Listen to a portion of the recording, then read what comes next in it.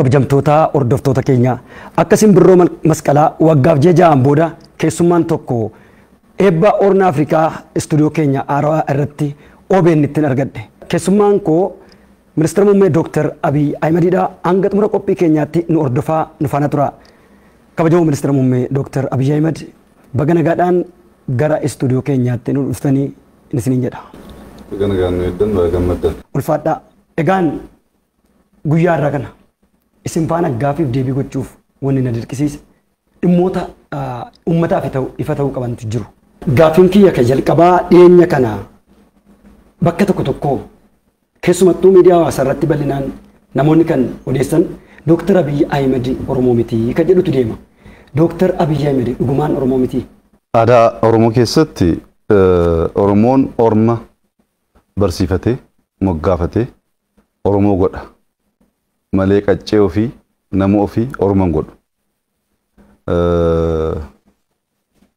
Ani gaa dhaladhee waggaa 14-15 keessatti waggoottan 29-30 darbeef maqaa Oromoof dhimma Oromoof waa'ee Oromoof hin qabsaa'aa jira.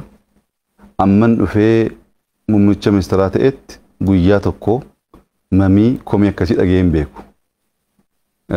OBN jalqabarraan jira Oromoo waan ta'eef isin gaggeesseera isin leenjiseera Oromummaan koo gaaffii ta'ee ka'ee hin beeku.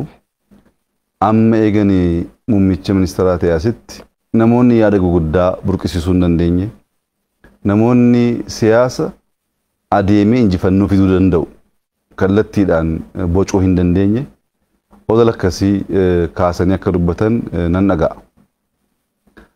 Haa ta'u malee dhaloonni koo dachii Oromiyaa keessa abbaa fi haati koo Oromoodha. Oromoo duwwaa osoo hin taane qonnaan bultoota baadiyyaa keessatti dhaladhee guddadhee bashaashaa jechuun egaa gandas miti. Biyya nan dhaladheetti guddadhe televezyiiniin hin jiru, ibsaan hin jiru, daandiin hin jiru. Oromoo masa qulqulluuti jechuudha. Haa ta'u malee Oromummaan dhiigaan duwwaan mirkanaa'u, gochaan mirkanaa'a.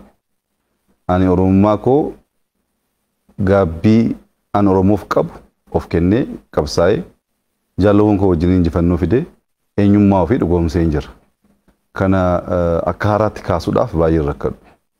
Haa ta'u malee eega dubbiin akkasii kun ka'ee baay'ee na dhibeetu jaarsa tokko naannoo keenya biyya keenya kan dhufan argadheen dhiyeenyatti dubbiseen ture. Maaliif akkas ta'a namni keenya waan ba'ee waan ol ka'e tokko cabsuu irratti xiyyeeffata. Ijaaruun barbaadu waa'ee Oromummaaf amma kana dhamaanee qabsoofne akkamitti gaaffii godhaa kan jedhu kaaseen ture. Maaliif abbaan koo akka carraa ta'ee Oromummaa duwwaa osoo hin taane jecha guutuu lama Amaariffaan dubbachuu hin danda'an. Akkam oolte fayyaa keedha jechuu Amaariffaa hin danda'an. Armeen kiyya lamaan dubbatu. Abbaan kiyya garuu Amaariffa cirumaan danda'an waan isaan beeku. Kanaan itti arrafamaa guddanne. Gaaffiin akkasii uummanni na beeku, uummanni na guddisee akka hin qabaanne nan beeka. Haa ta'u iyyuu malee garuu aadaa gadhee waan ta'eef deebii deebisuu barbaada. Jaarsa kana gaafan gaafadhu waan dinqii naa kaasan. Kun ikkoo waan haaraa mitiin biyya keenyatti keessattuu uummata keenya keessatti akka haaraatti dagaagaa dhufeeraa naan jedhan. Maali jennaan biyya keenyatti namni tokko ka'ee suuqii xiqqoo tokko kiyooskii wayii banannaan namichi kun halkanii waraabessa irra gulufaa oolaa sassaabduu qabaa qarshii namaa sassaabaa mana warra beektotaa deemaa qalaa oolaa jedhanii maqaa baasuu fi namni xiqqoo waan fooyyee hojjeteennaan waan gaarii hojjeteennaan hojjetee dadhabee fide jechuurra halkan gulufee waraabessa irra ba'ee sassaabee akkaataa kanaan qabeenya horate jechaa guddanne waan ol ba'e hin jaallannu waan bareedee waan ol ba'e gaafa agarru keenya gochuu caalaa dhiibnee kan Oromaa goona isatu guddatee sirratti qaqqabe hanga amma namoonni keessaa ba'e muummicha ministeeraa ta'e waan hin qabaanneef as geenyetu waan si agarreef akkas goonee naan jedhan. Baay'een dinqisiise yaada isaanii jaallee biraa wajjin gaafa kaasnu inni immoo dhugaa isaaniiti garuu waan tokkotu badeedhe. Muummicha ministeeraa gaafa taatu akkas ka'e malee Oromiyaa irrattis dubbiin akkasiitu jira. Gaafa kumaa dammaqsaan dhufu Oromoo miti. Gaafa muktaar dhufu Oromoo miti. Gaafa baadulaa dhufu Oromoo miti jechuun haaraa miti. Nama ol ba'ee gaggeessummaa irratti xiyyeeffatee hojjetu gargaartee akka hojiinsaa fiixaan ba'ee firii buusu caala cabsuutu baay'ata kan jedhu naa kaase. Wanta akkasii kun Oromummaa eenyumtu naa kennu narraa fudhachuu hin danda'u. Oromummaa koo bareen qabsoon uummata Oromoo gurmaa'ee tokkoomee injifannoo akka fiduuf warra qabsaa'an keessaa isa tokko. Tooftaani qabsoon uummata Oromoo fiixa ba'uu karaa kam kan jedhu warra boca keessaas tokko ana. Har'a ga'ee namoonni ani leenjise, namoonni ani qopheesse, namoonni tooftaa kanaan moona akkaataa kanaan moona karaatti agarsiise Oromummaa koo gaaffii keessa galchuu hin danda'ani. Oromummaan koos hundaa ol kan na boonsu, hundaa ol kan na gammachiisu. Oromummaa keessaa duudhaa Oromoo keessaas isa gaarii isa bareedaa baasee uummata kaaniif mul'isuu kan itti fayyadamu itti gargaaramu alatti baay'ee kan natti dhaga'amu kan na gaddisiisus miti. Uummanni Oromoo gaaffii akkasii akka hin qabaanne nan beeka. Aadaa keenya keessas akka hin jirre nan beeka. Haa ta'u iyyuu malee eega dhiwaasitti gaafa waan guddaa uumtee uummata sassaabuu rakkattu kan ofii dhiibdee orma goota. Dhiibdee orma godhuu miti duudhaan Oromoo. Orma barsiifattee harma hoosistee Oromoo gochuudha.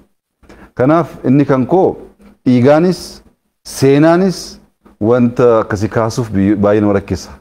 Dhiigaanis yoo ta'e seenaan qabsoo keessatti dabarses akkaataa kanaan kaasuuf xiqqoo nama rakkisa waan ta'eef kuni jettee bu'aan buusne kan uummata Oromoo hin fayyadne waan ta'eef ani hojii koodhaan Oromummaa koo agarsiisee jira.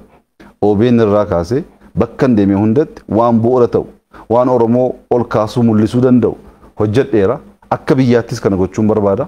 Kaayyoo kana alatti hin qabu. Namaanis ati sabni kee kana sabni kee sana jechuun barbaadu. Isan natti hima miti. Eenyummaa ofii kan beeku isa. Ani kana jedhee dhufee jennaan waan jedhe isan immoo dhugaadhaan hojiitti agarsiisuu danda'ee jennaan nama hammadhee hojii hojjechuudhaaf baay'ee rakkoo hin qabu. Kan koo baay'ee gaaffii hin qabu. Isin immoo warra miidiyaati. Kanaan dura akka carraa ta'e abbaa koos dubbistaniittu biyyi koo fagoo miti deemtanii ollaa koo maatii koo uummata na guddise gaafachuu dandeessu. Oromummaa namni naa kennus narraa fudhachuus hin danda'u jechuun barbaada. Tole Dooktar, mee sabboonummaan isiniif maali? Dubbiin kun keessattuu yeroo gabaabaa asitti haala qabsoo uummata keenyaa joonjessaa jiru balleessaa jiru keessaas hangafaati. Sabboonummaan gaafa hojiin sii kennamu, dirqamni sii kennamu, harka kee qulqulluu goote, hattummaa tokko malee keessoo kee qulqulluu goote uummata kee falkanii guyyaa gaafa joortudha. Uummanni kun siyaasni isaa jijjiiramuu qaba, dinagdeen isaa jijjiiramuu qaba, haalli jireenya isaa jijjiiramuu qaba. Kana keessatti gaafa aangoo qabatte, hojii qabatamaa hojjettee jiruuf jireenya uummata kee fooyyessuu keessatti wanta mul'atu tokko dubbachuu bakka hin dandeenyetti gaafa kaatu sabboonaa jettee ofii maqaa haaraa baasuun baay'ee nu fayyadu. Nu fayyadus nu barbaachisu. Sabboonummaan hojiidha. Uummanni Oromoo saba bal'aa, saba guddaa, saba duudhaa addaa qabu, sirna gadaa uumee namoota sabaaf sablammii baay'ee barsiisuu hammachuu kan danda'u akka saba xiqqootti warri xiqqoo xiqqeessanii jiraachisanii jiru. Sun diigamuu qaba jennee qabsoofnee jirra, diigamee jira. Kana booddees Oromoo irratti deebi'uu hin danda'u kun. Ni jalqabaati kun. Kun garuu kan dhumaa miti. Ammas Oromoon godoo keessa jiraata. Ammas Oromoon caammaa malee miilaan deema. Ammas Oromoon waan barbaade filatee nyaachuu bira hin geenye. Dinagdeedhaan jijjiiramuu qaba. Hojjechuu qabna. Hojiidhaan Oromoo jiruuf jireenya isaa fooyyessinee nagaa argatee oolee buluu akka danda'u amma qaqqabsiisnutti akkasuma alaalumatti feesbuukii irratti sabboonaa jechaa dubbachuun nuun ta'u. Qabsoo hin jalqabne malee hin xumurre. Hojii baay'eetu nurraa eegama. Naannoon keenya misoomuu hin danda'a. Nama hojjetu dhabe. Hattuutu baay'ate. Kan sobutu baay'ate. Kan ofiif qabsaa'utu baay'ate. Kana keessaa baanee uummata keenyaaf ijoollee amma hojjennutti sabboonummaa feesbuukiin nuun fayyadu. Sabboonummaan Oromoo fayyadu hojiidha. Qonnaan bulaa keenya jiruuf jireenya isaa fooyyessu, qonna hammayyeessu. Barattoota keenya barumsa dhugaa baratanii, dadhabanii, irriba dhabanii saayintistoota haaraa akka ta'an gochuu. Daldalloonni keenya kan isaan irraa eegamu qulqullina hojjetanii gibira mootummaa kaffalanii abbaa qabeenyaa guguddaa uumuu danda'u hundaa ol Oromoo baratee hojii dhabee rakkatu kan hojii qabsiisnee jiruu isaa irratti waan qabatamaa fiduu amma dandeenyutti Oromummaa dagaagsinee addunyaatti amma mul'isnutti akkasumaan jechaan sabboonummaan fagoon hin geessu. Wanti guddaa garuu isa sabboonaas isa sabboonaan taanes isa Oromoos isa Oromoon taanes seenaan calalee adda baasa. Oromoon waan hin jirre barbaachuu keessa rakkachuu hin qabu. Kanaaf jecha tokkoon sii kaasuu barbaada. Barattoonni lama hiriyoodha. Hiriyoota lama ta'anii barumsa barachaa oolaniitu xiqqoo qe'ee keessa turu. Namoonni kaan barsiistonnis barattoonnis ba'anii deemu. Yeroo gara bakkeetti ba'anii hoolota sadii argatu. Argataniitu ijoolleen kun mari'atti. Yaa ijoollummaa keessa dhabnoo geetamu jedhamanii mari'ataniitu qalamii mana barumsaa keessaa fudhatanii guguddisaniitu hoolaa tokkoffaa irratti lakkoofsa tokkoffaa barreessu. Tokko jedhanii barreessu. Isa lammaffaa irratti lama jedhanii barreessu. Isa sadaffaa irratti afur jedhanii barreessu. Qalamii diimaa guguddisanii kana hoolota sadii mana barumsaa keessa galchanii itti cufaniitu deemu. Gaafa ganama barsiistonni mana barumsaa dhufanii fooliin mana barumsaa jijjiiramee jira. Maaltu uumame jedhanii gaafa barbaadanii hoolonni fincaanii waa baay'ee godhanii manni babbadee jira. Kana booda hoolaa tokko gaafa argan lakkoofsa tokkoffaa qaba. Kan biraa gaafa argan immoo lakkoofsa lammaffaa qaba. Kan biraa gaafa argan lakkoofsa arfaffaa qaba. Barsiistonni kan arganii isa manni xuraa'ee ajaa'isan dagataniitu hoolaan sadaffaa badee jiraadhan. Hoolaan sadaffaa badee jiraadhanii barbaachuutti galan. Argachuu dadhabanii sana booddee barattoonni dhufan. Barattoonni gaafa dhufanii barattoota wajjin qe'ee mana barumsaa sana guutuu sakatta'aa barbaadaa oolan. Hoolaan sadaffaa badee jira. Kun tokkoffaan jira, lammaffaan jira, arfaffaan jira, sadaffaatu badeedhanii. Ijoolleen barreeffama sana barreessan jiru lamaan dhufanii jiru. Woo dubbatanii adabamuuf deemu.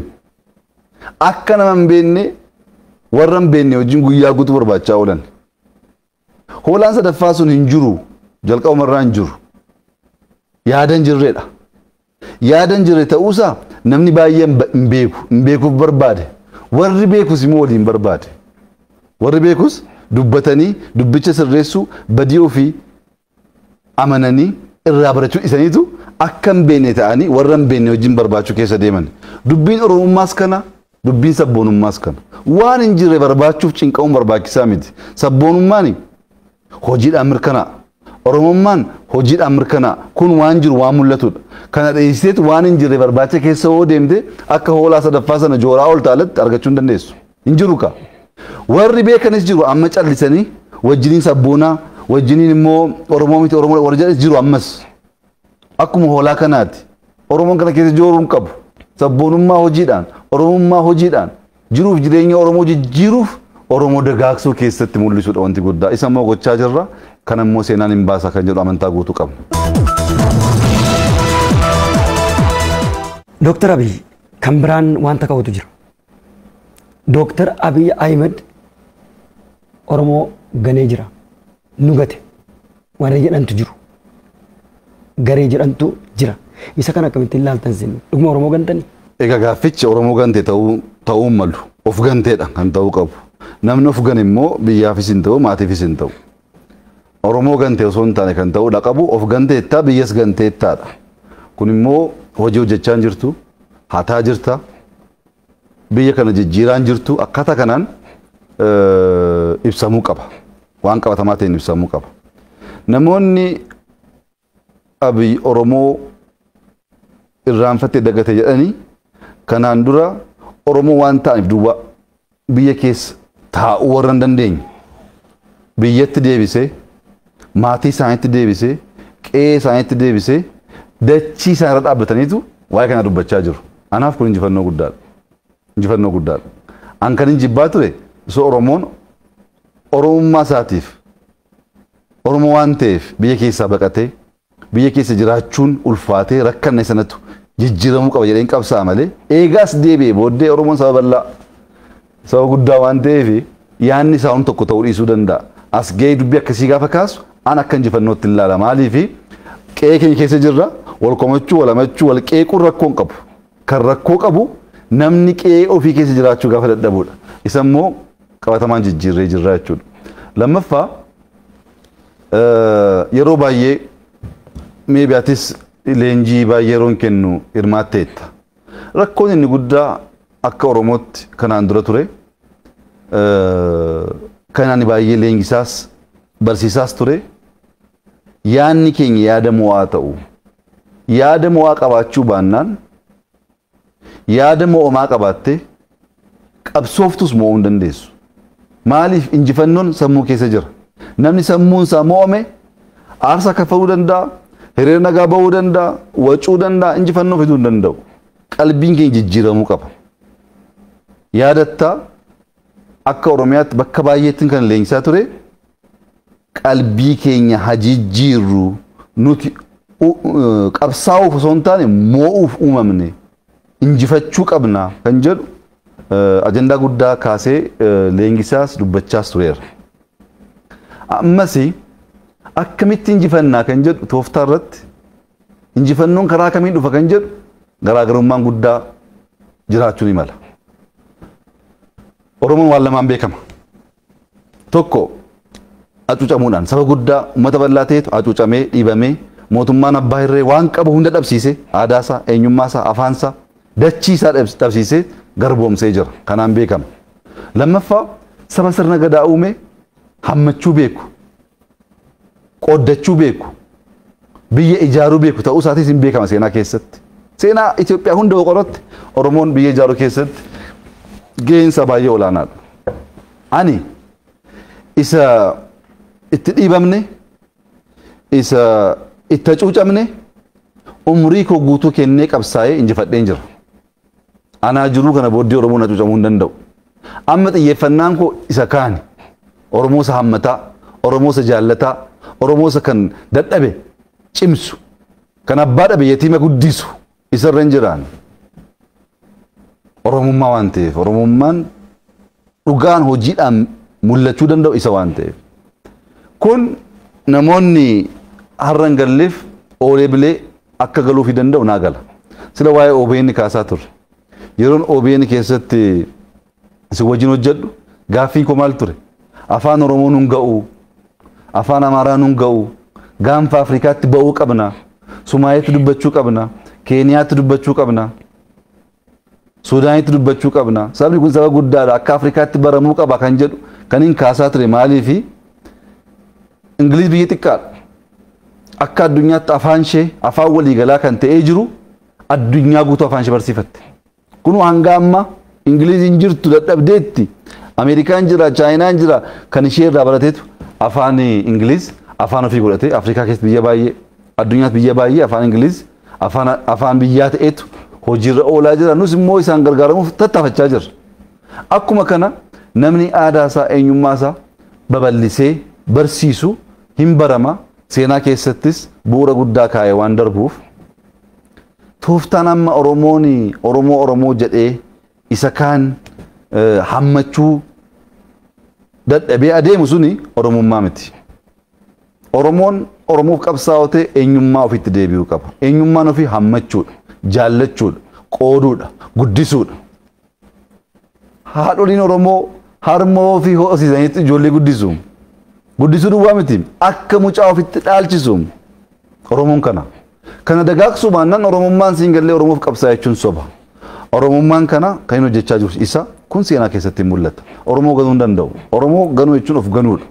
Oromoo ganuu osoo hin taane hojii qabatamaan gaaffii Oromoo deebisaan jira. Jiruuf jireenya Oromoo jijjiiruudhaaf halkanii guyyaan jooraa jira. Kun immoo oolee bulee akkuma OBN kana hin mul'ata. Yeroo OBN ni ijaarus arraba baay'ee, qorannaa baay'ee, dhiphoota nu jedhanii turanii. OBN ijaaruun dhiphummaadha jedhamanii turre. Kun hamma kan galataa ta'e hojiin kabajaa jirra. Hojiin kaanis oolee bulee firii buusaa akkaataa kanaan ka'ee nama nuan dubbachuu osoo hin taane hojii qabatamaa agarsiisanii jiruuf jireenya maatii tokkoon isaa jijjiiruu dandeenyaan akkaataa sanaan Oromummaan kan dhugamuu danda'u anis kan hin gochaa jiru kana. Kun immoo dubbiinsa dubbii yerooti. dubbii yerooti inuma mul'ata oolee bulee. Kan biraan Dooktar Abiyyii federaalizimii diigeetii sirna durii deebisuuf deemaa kan jedhu illee jira. Dooktar dhuguma biyya Itoophiyaa kana keessa federaalizimiin dhugaan tureeraa? Isinis dhuguma federaalizimii diigaa jirtu? Gaaffiin kunis gaaffii jalqabaa wajjin walitti hidhataadha. Jalqaba sirni federaalizimii Itoophiyaa keessa jiraannaan maaliif qabsoofne nuti? Sirni federaalizimii Itoophiyaa keessa jiraannaan maaliif OBN banuun dhibbummaa ta'e? Sirni federaalizimii Itoophiyaa keessa jiraannaan maaliif naannoon Oromiyaa galii ofii sassaabbatee misooma ofii dhugoomsuu rakkate? Sirni federaalaa jiraannaan qabsaa'uun keenya dogongoraa jechuudha. Jalqabumarraa Oromoon akkasitti fincilee aarsaa kaffalee qabsaa'uunsaa dogongoraa jechuudha. Namoonni har'a sirni federaalaa diigamuuf jedhanii warra sirna federaalaa diigee biyya kana qoqqoodee bitaa ture wajjiniin dhaabbatan kunis jalqaba qabsaa'uun keenya dogongora jedhanii ceephoo buufachuu qabu. Oromiyaa kan bulchaa ture eenyu? Isa fagoo dhiisii dhiyeenyuma eega jijjiirama jalqabne hoogganaa keenya filachuu hin dandeenyu filannee qoratamnee jirra. Hoogganaa naannoo Oromiyaa dhaabni keenya dhaadhiyoon filatee kana hoogganaan koo hedheetu dhiyeessuu hin dandeenye maddawaayii hin qorata. Soba sirni federaalizimii hin turre osoo jiraate qabsoon barbaachisaa hin turre. Sirni federaalizimii maqaatu ture amma isa dhugaa fidaa jirra. Fakkeenya naannoo Sidaamaa fudhannu. Naannoo Sidaamaa naannoo ta'een bula jedhee qabsaa'ee fincilee ijoollee meeqaaf meeqatu dhume.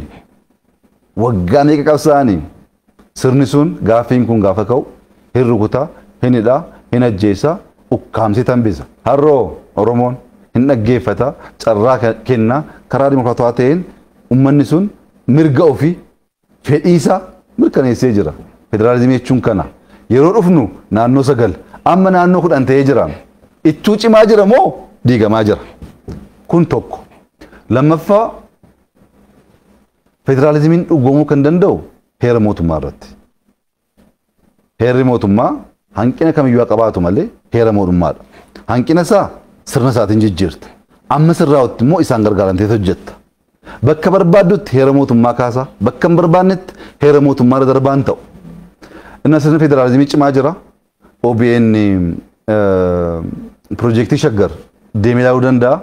Sabaaf sablammii yeroo jalqabaatiif maqaa isaanii akka baduu haqamuu hin dandeenyetti keenyee buna keenya dhaabnee meeshaa garaagaraa kan aadaa keenya ibsu nyaata keenya ibsu akka hin banne dhakaa irratti bifa addaatiin hojjechiisnee Shaggar gubbaa dhaabnee jira deemanii ilaaluudha. Amma sirni federaalizimii cimaa jira. Federaalizimii garuu olaantummaa warra abbaa hirree cimsee warra kana cuucu hin goonu. Isa dhugaa finna, isa walqixxummaa, isa dimokiraasii, isa sirni gadaa dubbatu sana finna. Isa gochaa jirra. Federaalizimii akka baduuf wanti addaa wanti goonis hin jiru. Woo akkas namoonni shakkan jiraatanis immoo dubbiinsa hamii komii ta'uu hin qabu. Maaliin ibsamaa jedhanii kaasuu qabu.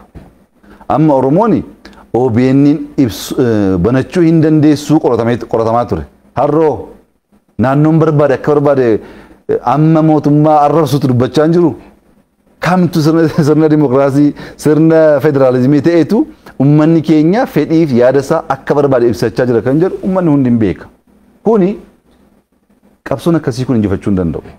Qabsoon dhugaarratti hundaa'uu dadhabe. Qabsoon dhugaarratti hundaa'ee tooftaa kaa'ee tooftaa sana dhugoomsuuf kaayyoo garaagaraa uummatee hojjechuu hin dandeenye injifachuu hin danda'u. Kanaaf kanaan duras rakkannee kan turre kaayyoo guddaa qabna akkaataa kaayyoon sun dhugoomuu danda'u immoo hin beeknu. Waan barbaachisaa hin taane kaasaa baane kanaaf injifachuu dadhabne ammas injifachuu hin danda'amu. Injifachuuf dhugaa qabaachuu qabda. Injifachuuf lapheen kee qulqulluu ta'uu qaba. Injifachuuf rabbi si wajjin dhaabbachuu qaba. Sobuudhaan uummata gowwoomsuudhaan akkaataa kanaan adeemsa deemamu ajandaa guyyaa guyyaa uumuu danda'a malee injifannoo dhugaa fiduu hin danda'u. Kunis soba. Soba qabatamaanis immoo namni si wajjin dhaabbatee si wajjin waa'ee dubbii kana kaasee mormee si amansiisuu danda'u hin jiru soba waan ta'eef. Mee Dooktar Kabiraan afaan Oromoo bu'uura qabsoo Oromooti. Dooktar Abiyyii uummata Oromoo bakka bu'ee biyyaa geggeessu malee uummata Oromoo bakka bu'a. Kanaaf waa'een afaan Oromoo maalirra jira? Gama biraatiin immoo warri Oromoonis hin fayyadamne warra jedhantu jiru. Mee kan akkamittiin naa ibsitu? Egaa rakkoo Oromoo abbootiin keenya hubatanii bara baay'ee qabsaa'aa turanii jiru. Kan akka Haayilee Fiidaa Oromummaan akka dagaaguuf qubee afaan Oromoo kan barreesse, kan akka Baaroo Tumsaa qabsoo uummata Oromoo dagaagsuudhaaf kan qabsaa'e aarsaa kan kaffale abbootiin guguddaa jiru. Namoonni baay'ee amma haaraa makachaa jiran kun hojii godhatanii qabsoo uummata Oromoo sirnaan hubatanii sun taane hojii godhatanii. Fakkeenyaaf afaan Oromoo afaan federaalaa ta'uu qaba kan jedhu barreeffamaan yaada waltajjii irratti dhiyaatuun adda duree ta'ee kan dhiyeessaa ture ana. Biyya alaa taa'ee miti. Maqaa koo jijjiiree maqaa namoota biraatiin barreessee miti. Isaan fuuldura dhaabbadheen qabsaa'aa ture. Afaan kun afaan federaalaa haa ta'uu gaafa jennu Oromoo saba kaan caala hunda caala jechuuf miti. Isa miti yaadni keenya. Jibuutiin afaan lama fayyadama. Eertiraan afaan lama fayyadama. Suudaan akkas fayyadama. Inni keenya akkas fayyadame rakkoon samaa innidha. Oromeef naannoo Sincaa biyya Sincaa. Oromeef Keeniyaa keessatti dubbatama. Oromeef amma ta'e Sidaamaa Hadiyyaa keessatti dubbatama. Beenishaangul keessatti dubbatama. Gaambeela keessatti dubbatama. Tigraay keessatti Raayyeetti dubbatama. Amaara keessatti dubbatama. Bakka deemteetti bakka Oromeef hin dubbatamin hin jiru. Kanaaf Oromoon waan addaa waan ta'e osoo hin taane uummata bal'aa waan ta'eef isaaf mala afaan kun osoo babal'ate biyya kana dhaabuu ijaaruufis gatii qaba kan jedhu amantaa guutuu qabna. Heera mootummaa irratti kan taa'ee jira. Kana poolisiidhaan mootummaan federaalaa poolisii baasee jira. Afaan Oromoo afaan federaalaa ta'uusaa poolisii baasnee jira. Poolisii baasuu namoonni akka injifannoo xiqqaatti ilaalanii hojiin yoom jalqabame akkaataa kamiin akka dhumu warra hin beeknedha. Poolisii baasuu duwwaa miti kaabineen sagalee guutuudhaan murteessee mirkaneessee sagalee guutuu mirkaneessuu dhiisitii gaaffiin kun gaafa ga'u uleen nurratti bu'aa ture kanaan dura warra hin beeknetu waa'ee seenaa kana kaasa. Ani maalan beekaa hojii koo hunda keessatti waan guguddaa yaada xiqqaarraan jalqaba suuta isa guddaa mirkaneessuudhaaf adeema. OBN akkasitti uumame. Gaafa OBN uumamu kaameraan qabnu anteenaan qabnu. Akka xiqqootti daqiiqaa 30 sa'a tokko jenne jalqabne amma kunoo ofirraa dabarree warra kaan hammannee kan warra kaanis dabarsutti gallee jirra. Afaan Oromoo poolisiidhaan mirkanaa'u isa duwwaa garuu miti. Isa duwwaa miti. Maalaan guyyaa guyyaadhaan hojiin hojjedhu Amaariffaa fi Oromeeffaan dabarsaa hin jiru. Muummichi ministeeraa Oromeeffaa fi Amaariffaan barsiisuun aadaa haaraa barsiisuu miti. Wanta akkasii baramee jira Itoophiyaa keessatti. Aadaa barsiisaa jirra. Afaan kana lamaaniin ergaa dabarfachuun namni kaan Oromeeffaan ergaan darbuu akka qabus akka danda'amus akka amanu gochaa jirra. Isa duwwaa miti. Sagantaa kee har'aa irratti suma har'aa irratti namoonni naannoo garaagaraa dhufan hooggantoonni kabajamoo obbo galatoomaan jenne afaan Oromoo dagaagaan jiru kun ta'ee beeka dhageenyee beennaa kan dhageenyee hin beennu kanaan dura kan ture keessummaa waamneetu naannoo biraarraa keessummaa jecha afaan keenya dhiisnee afaan jaraan dubbanna. Amma keessummaa waamne afaan keenyaan dubbanna afaan jaraatiinis dubbanna jarris afaan keenya shaakalu. Kanatti ta'aa jira. Gaaffii kana waggaa 10 booddee na gaafadhu. Gaaffii kana waggaa 20 booddee na gaafadhu. Yeroo OBN'n uumamu namoonni baay'ee hin cabaa eessayyuu hin ga'u dhaabaa dhibboon jedhanii jiru. Har'a garuu nu gargaaraa jechaa jiru. Kan poolisii kanas akkasuma. Wanta akkasii kuni abjuu duwwaadhaan miti hojii barbaada.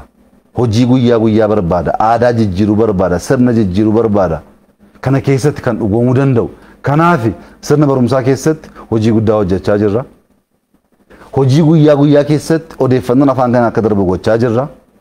Namoonni kan afaan kanaan gargaaramuun seenaa uummata Oromoo baruun kabaja ta'uusaa akka baran gochaa jirra. Kun oolee bulee bu'aa akkamii fida kan jedhu walumaan laalla. Injiraanna waan ta'eef rakkoo hin qabu. Gaaffii afaan Oromoo kaasneerra seeraanis deebisaa jirra.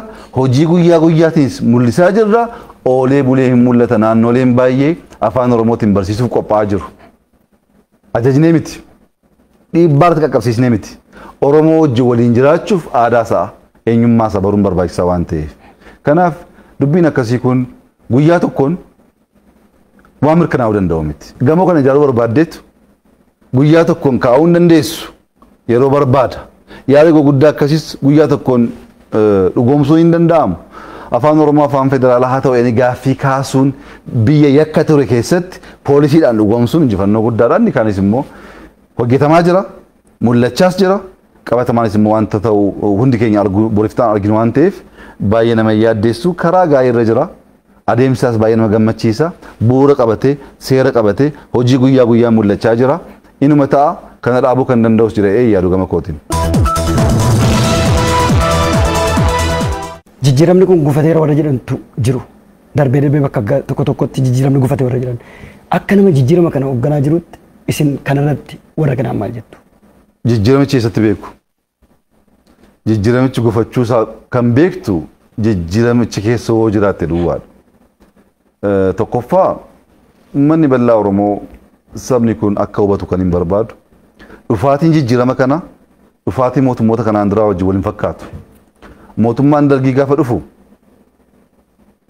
hooggantoota Haayile Sillaasee, ministeerota, jeneraalota isa ajjeesu ajjeesee, isa hidhu hidhee, isa ari'u ari'ee shaalaqaa gaditti gurmaa'etu mootummaa ta'e. Booddee mootummaan Addawaayii gaafa dhufu dargii guutummaan guutuutti balleessee, bittinneessee, hoomaa waraanaa ofii qabate, mootummaa ofii ijaarrate. Mootummaa ofii ijaarrachuu duwwaa osoo hin taane Oromiyaa bulchaa ture. Salamoon Ximoo bulchaa ture namoota keenya wajjin ta'e kibba bulchaa turani Sumaalee bakkuma hunda naannoo hundatti nama qabu bulchaa turan humna ofii ijaarratanii dhufaniitu bulchaa turan. Nuti yaada qabanne iskibirtoo qabannee tumoone gaafa gallu sirna jiru jijjiiruu dhiisiiti eegumsa keenya eegumsa nu eegu jijjiiruun fala ture. Eegumsa ana eegu Oromoon tokko keessa waan hin turreef Amaari tokko keessa waan hin turreef isuma jijjiiruun fala guddaa ture biyya jijjiiruu dhiisiiti. Ani hunda diigee miti kan ijaaraa jiru. Isa jiru qalbii jijjiiree, isa jiru barsiiseen sirna uumaa jira. Sirna amma jijjiiramni kun itti deemaa jiru kana. Malee hoomaa waraanaa kan ofii keenya ijaarranne, caasaa ofii keenya ijaarranne, naannoo hunda irratti nama keenya keenye, waraana keenya keenye kan hojjechaa jirru. Kun garaagara waan ta'eef adeemsaas garaagara. Inni keenyaa kun dadhabuu barbaada, yaaduu barbaada. Tasgabbii guddaa barbaada, yeroo fudhachuu barbaada. Akkaataa kanaan adeemsi adeemaa jiru jijjiirama kana jalqabnee qabsootti gaafa gallu caalaa dhibbeentaa baay'eetiin caalaa jijjiirama guddaa fideetu bu'uura guddaa ta'aa jira. Yeroo jalqabnu kaayyoon keenya kan ture inni jalqabaa warra abbaa hirree warra uummata keenya hacuucaa jiran kana diiguudhaa. Hindi gina jala diigni aarsaa kaffallaadha. Harra hidhamtu, boo'ii hidhamtu, sunu sodaachisan, sunu hordofan, hinduunaa hin dhiisnu jennetti fufne miti. Kaayyoon keenya jala kana aangoo irraa kaasuu malee mootummaa biraa uumuu amma jedhutti kan deemus hin turre. Warra Oromoo hacuucaa turan, warra sabaaf sablammii Itoophiyaa hacuucaa turan kaasnee jirra injifannoo guddaadha kun. Kana gochuu miti yaaduun yakka ture. Anaan qorachaa turani muummicha ministeeraa ta'uu barbaadda jedhamee qorannaan taa'amee qoratamaan ture. Yaaduun hin danda'amu ture kaleessa. Muummicha ministeeraa ta'uu yaaduun yakka jedhamee qoratamaan ture. Sun jijjiiramee jira. Isaa oloo sirna jijjiiruun instituushinaaliidha. Jalqaba yaada barbaada. Yaada haaraa. Fakkeenyaaf hoomaan waraanaa biyya keenya kan akkaataan itti ijaaramaa ture dhaaba tokko saba tokkotti akka tajaajiluuf. Kun jijjiiramee biyya guutuu akka tajaajiluuf jalqaba isa jiru qorachuu qabda. Baruu qabda. Booddee isa haaraa barreessuu qabda. Leenjisuu qabda. Adeemsa akkasii barbaada.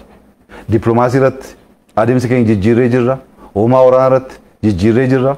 Ikoonomii irratti jijjiirree jirra. Gama hundaan haala ture rakkoo ture qorannee adda baafannee isa sirnaan jijjiirama uumuu danda'u bu'uureffachuu danda'u moo hojjechaa jirra. Ammoo namoonni baay'ee alaalatti aangoo hawwu.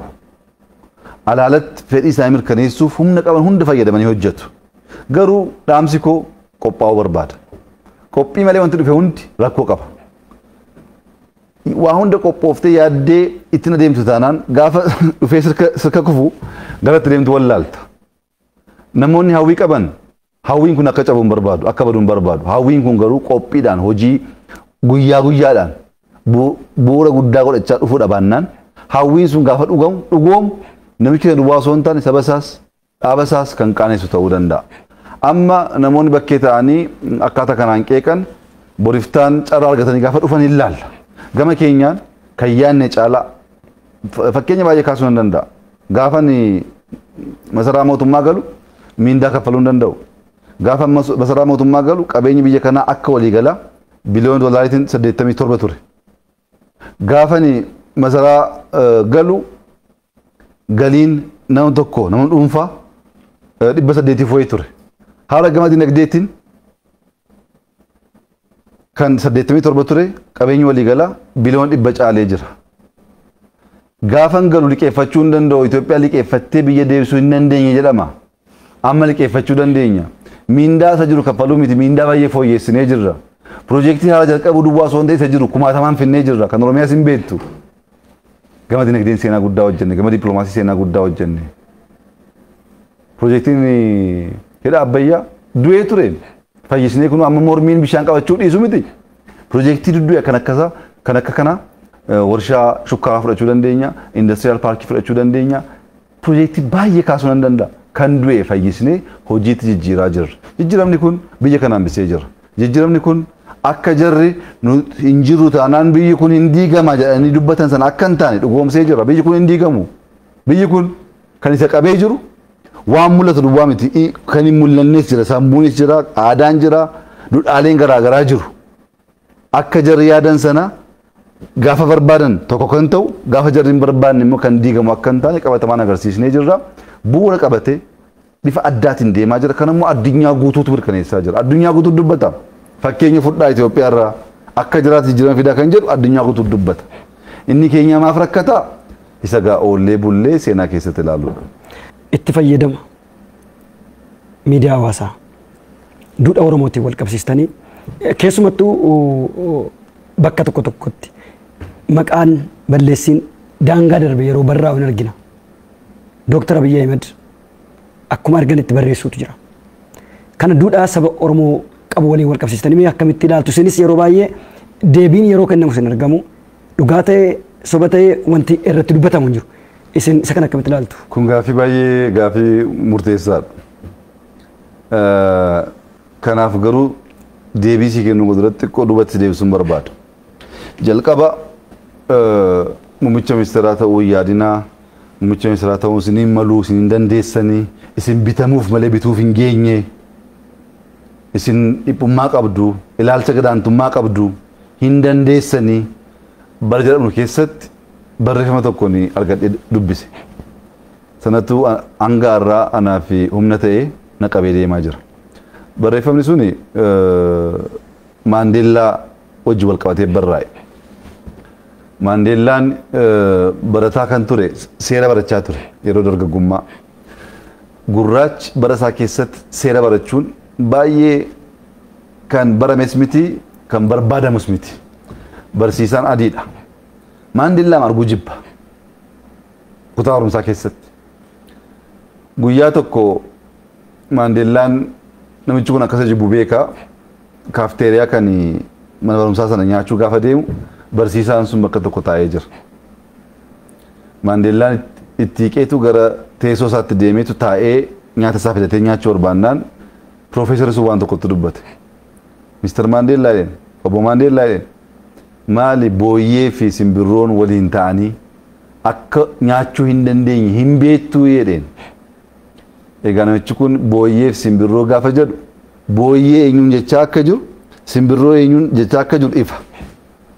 Maandeellaan daqiiqaa tokkoof dhaabbateetu yaade. Yaadeetu dhugaa keeti piroofeesar jedheen. Booyyee fi simbirroon waliin ta'anii nyaachuun sirrii miteedha.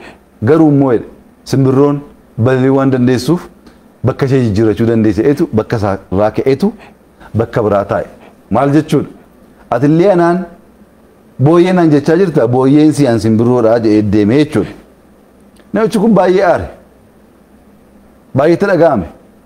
Yeroo biraa haaloo kana ba'achuudhaaf yeroo fudhateetu itti yaadee guyyaa tokko kutaa keessatti barattoonni hundi bakka jiranitti Mister Maandeellaa gaaffii tokkoon si gaafadhaa jedheen. Na gaafadhaa piroofeesar jedhee deebiseef Maandeellaan dargaggoo yoos maal jedhee gaafata karaa irratti qarshii kuntaala tokko yookaan immoo qarshii kuntaala tokkoof beekumsa kuntaala tokko wal bukkee ta'anii soo argatte isa beekumsaa fudhattamoo isa qarshii fudhattaa jedheen. Maandeellaan kun gaaffii maalii qabaa isa qarshiin fudhadhaa jedhe. Piroofeesarri kun baay'eetti kolfe. Maaliif beekumsa dandeettii mala dhiisteetu qarshii fudhatte jechuuf kolfaga. Kolfeetu ani jedhe isoon bakka kee ta'e qarshichaan fudhadhu jedhe. Beekumsa barumsa sanan fudhadhaa mala sanan fudhadhaa. Malli suni qarshii uumuu waan danda'uuf isan barbaada malee qarshiin fudheetitti kolfeetu kofalchiise. Maandeellaan kan kee sirriidhaa kan koo sirriidhaa jedhe. Piroofeesarichi akkamitti jennaan namni kan qabuun barbaadu isan qabaanne barbaada. Ani beekumsa nan qaba, bilchina nan qaba, sammuu nan qaba, qarshiin dhabee. Ati immoo beekumsa hin qabdu, waan qabdu sitti fakkaata. Qarshii immoo qabda, isan qabne sana fudhatte. Amaluma namaati waan qabuun fudhatu isan qabne fudhata waan ta'eef qarshii fudhee jedheen. Lammaffaa ajjeesee jechuudha. Inni maal jechuu isaati beekumsa hin qabdu wallaalaadhaa gurraacha jedhee cabsuuf hin yaadin jechuuf wallaalaan si'aan wallaalaa misee isatti deebise. Namichi kun yeroo kana baay'ee aareetu guyyaa tokko kutaa keessatti qormaata kenna barattoota hundaaf. Qormaata sana gaafa deebisanii maqaa isaaniitiin qormaata waraqaa isaanii deebisaaf. Gaafa deebisuu kan Maandeellaa irratti idiyeet jedhee barreessa doofaa wallaalaa jedhee barreessetu itti kenna. Maandeellaan taa'ee ilaaleetu baay'ee gubate. Yaadeetu piroofeesar jedhe waraqaa koo irratti maqaa keessan barreessitaniitu qabxii koo mukaa diddanii jedhe. Namichi maraate amma inni arrabsuuf doofaa idiyee jedhee barreesse maqaa keetii jedhe inni immoo yeroo sadii ajjeese. Maandeellaan ilaalcha kanaan hidhamee garafamee dhiibamee yaanni kun isa keessatti waan biqileef caalee moo'ee seenaa hojjetee jira. Ani muummicha ministeeraa ta'uu hin dandeessu.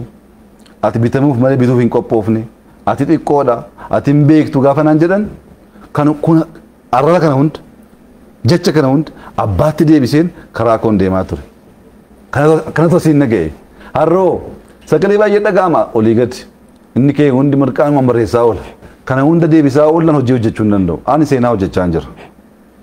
Seenaa hojjechaa hin naannoo keenya keessatti fakkeenyaaf waggoottan tokko darbe keessatti piroojeektii 4,000 waggaa 10 ol dhaabbate. Piroojeektii xixiqqaa amma guddaatti raawwannee eebbisaa jirra. 4,000 ol mana barumsaa ta'uu danda'a. Hospitaala xixiqqaa ta'uu danda'a. Gamoo garaagaraa ta'uu danda'a. Hojii baay'ee jalqabamee dhaabbate finneetu eebbisaa jirra. Deemaatti ilaalaa isinis seenaa guddaadha kun. Jalqabuu osoo hin taane fixuu akka dandeenyu agarsiisaa jirra. Finfinneetti wanti hojjechaa jirru abbaan barbaade dhufee kan buqqisuu danda'u miti seenaa hojjechaa jirra. Seenaan kun bu'uura kan taa'udha kan mul'atudha. Abbaan barbaade boo dhufe xureessuudhaa tattaafachuu danda'a balleessuu hin danda'u. Kanaaf hojii koorratti mul'ata koorratti yaada koorratti xiyyeeffadhee hojjechaa jira. Maaliif ani umurii koo guutuu as taa'uun barbaadu. Takkatu hojjedhee bu'uura kaa'een deemuu barbaada.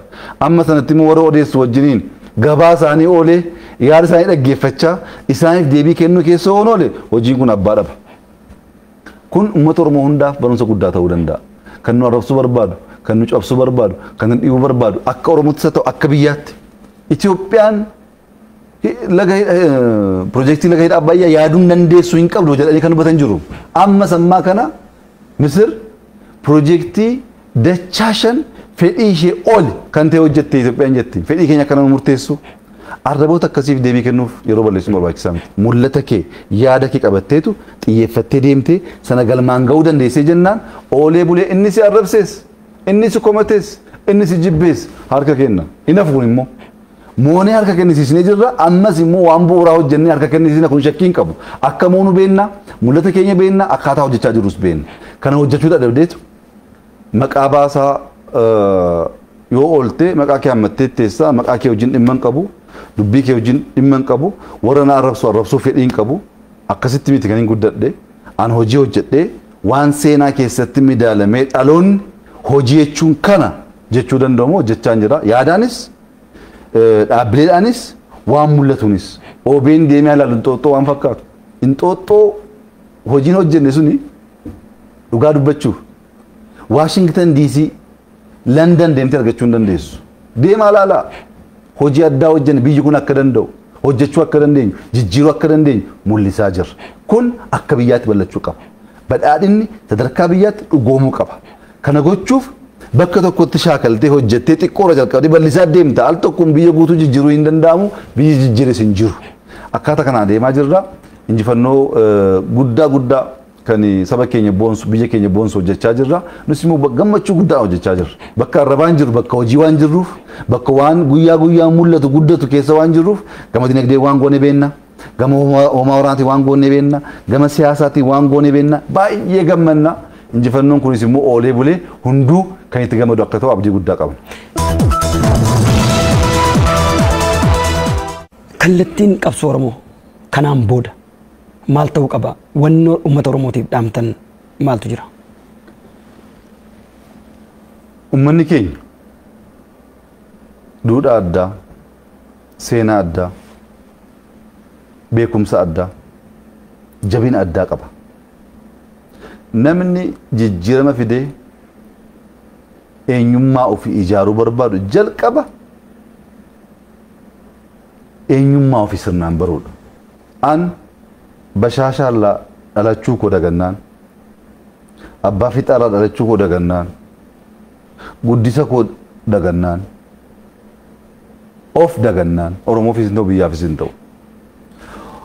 Waa'ee kee hunda beekte jechuu miti. Waa'ee kee qorattaa, hin gaafattaa, hin dhaggeeffattaa. Oromummaa keessatti waan guguddaa baay'eetu jira. Oromoon saba injifatee fagoo deemuu danda'udha. Kana gochuuf tokkoffaa tokkummaa isaa eeguu. Diinaa wajjin dhaabbachuu osoo hin taane tokkummaa isaa eeguu. Lammaffaa duudhaalee Oromoo qabachuu, hammachuu, jaallachuu, nyaachisuu. Gaarummaan badiin qabu. Waan gaarii hojjettee hin dhabdu soba kun. Dhiyeenya tokko waan tokko dubbisee jira. Mootiin tokko biyya bahaa keessatti ijoolleen qabu. Waraqata tokko irratti dubbise dulloometu aangoo isaa dabarsee kennuu barbaada. Ijoollee dhaaltu waan hin qabaanneef uummata hundaaf umriin keessan asii hanga kanaa kan ta'e beekumsi keessan muuxannoon keessan akkas kan ta'e kottaati dorgoma gaaffiif deebii qabna. Nama sirnaan gaaffiif deebii sana darbe aangoo koo fudhataa jedhee beeksisa baasa. Gaafa beeksisa baasu namoota baay'eetu yaala garuu kan mucaa tokko sitti hima. Mucaan tokko jireenyi isaa magaala guddattii biyya sanarraa fagoodha. Guyyaan jooraa hojii baay'ee hojjeta garuu immoo qarshii hin qabu. Hin hojjeta hin qooddata. Hin hojjeta hiyyeessa nyaachisa. Hin hojjeta harka qalleeyyii gargaara. Kana keessa gaafa labsiin kun ba'u rakkate qarshii hin qabu. Wayyaas hin bitanne. Karaan isaas karaa fagoodha. Galaa qabachuu hin qabu. Akkaataa kamiin deemee bakka kana qaqqabuu danda'a soo yaadee jiru booddee murteeffate. Halkanii guyyaa hojjedheen amma ta'e wayyaa koo jijjiirradheen galaa qabadheen deemee wantatti kana yaaluun qabaadha. Hojjetee wayyaa tokko bitatee galaas qabateetu gara magaala guddattii biyya sanaa deema. Osoo deemaa jiru guyyaa baay'ee fudhata karaansaa magaalatti bira gaafa ga'u jaarsi dulloomaa dadhabaan tokko ciisanii sagalee qallaatiin ilma koo na biran darbin beela'een jira qorris na ajjeesee jira bakki kun hin qorra hin rooba na gargaari jedhuun. Mucaan kun kennuun gargaaruun gaarummaan dhiiga isaa keessa jira. Bakka itti adeemaa jiru sana hin dagate.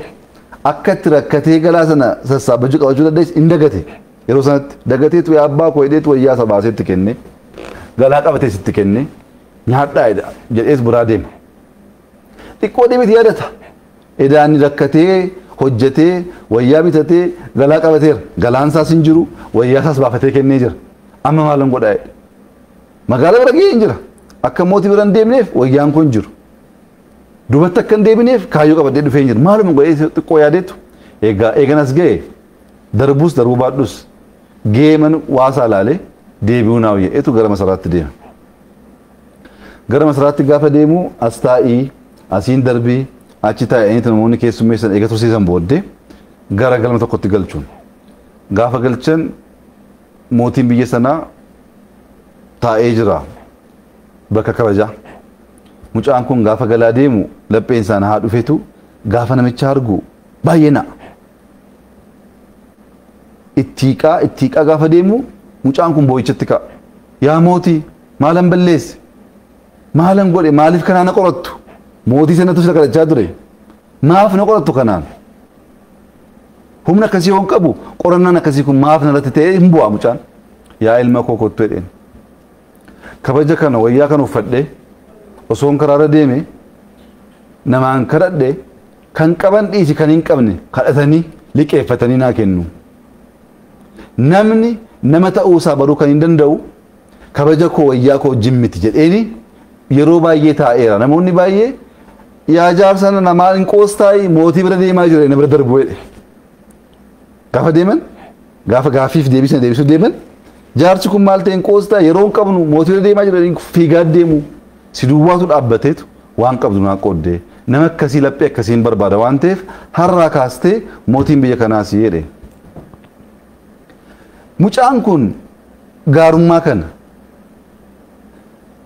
qormaata san darbuuf guyyaa sana yaadee itti malee itti akeekkatee miti kana godhe. Dhiiga isaa keessa jira, eenyummaa isaa keessa jira. Awwaluma irraa kaasee mucaan kun gaarii ture, qooduu kan beeku ture. Muuxannoo isaa beekumsa isaa awwalaa jalqabaa sanatu guyyaa kana ceesise.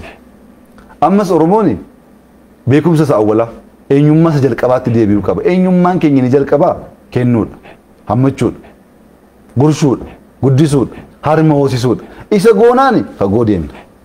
Isa dagannaani injifannoon hin jiru. Oromoon Oromummaa isaatti deebi'ee, aadaa isaatti deebi'ee, eenyummaa isaatti deebi'ee jennaan na amani Oromoon kana booddee hin cabu.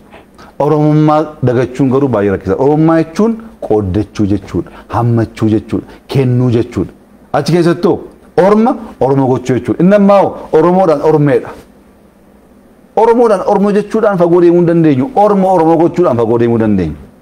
Jaallachuudhaan hammachuudhaan fagoo deemuu dandeenyu. Oromummaa keenyatti deebinee hojii keenya hojjanne injifannoo fiduu dandeenya kan jedhu amantaa guddaan qaba. Kan biraa Oromoon hacuucamuu argee jira. Garafamuu argee jira. Arrafamuu, xiqqeeffamuu, gadi dhiibamuu argee jira. Nu xiqqeessaa ba'aniim, nu arrabsaa ba'aniim, nu jibbaa ba'aniim, nu tuffachaa nu gowwomsaa ba'aniim. Waan gadhee sana kaleessa nurratti raawwachaa ture saba biraa irratti raawwachuuf adeemuun sirrii miti. Nurratti waa baay'eetu ta'e namni koo Oromummaadhaan miila ofii dhabee jira, kan maraatee jira, kan harmeen ilma ishee dhabdee jirti, kan hidhamee waan meeqa dararamee jira, biyyaa badee kan rakkoo meeqaaf meeqa keessa baay'eetu jira. Isa akkasii rakkoo akkasii saba biraa irratti gochuuf adeemuun barbaachisaa miti. Kun Waaqa Oromoon amanu wajjinis wal dhibsiisa.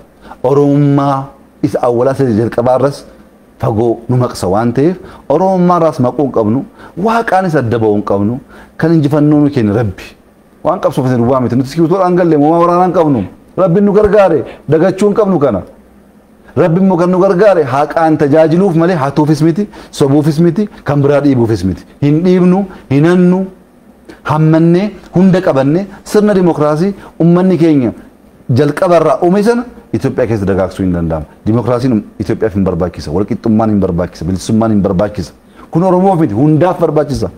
Yoo ollaan nagaa buluu baate akkamitti nagaan bultaati? Ollaa nagaa bulchuun baay'ee murteessaadha. Ollaa wajjin nagaan bulla akkaataa kanaan deemnaan sabni kun qabsoon isa fagoo deemuu danda'a, biyyi kun fagoo deemuu danda'a.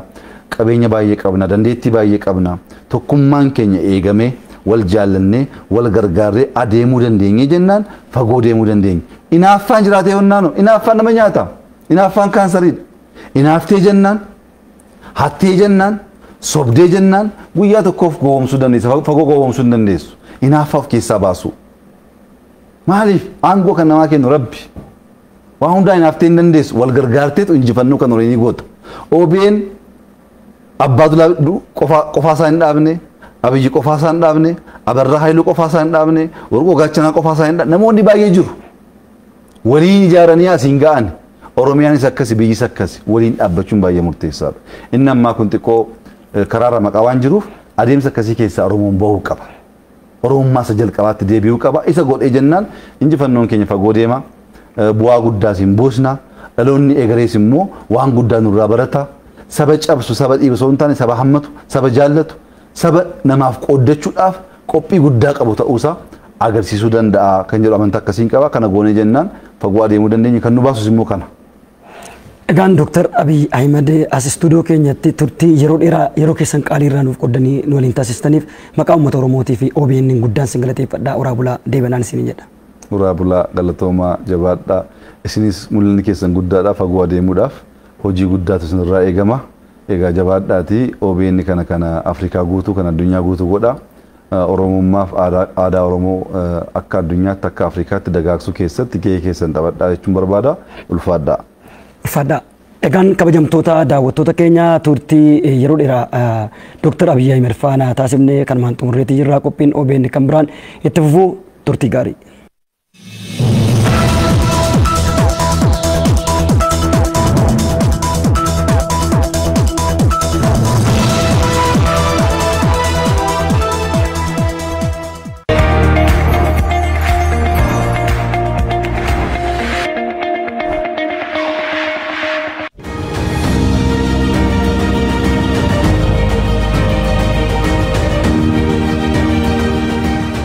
Taateen tokko yoo uumamu dura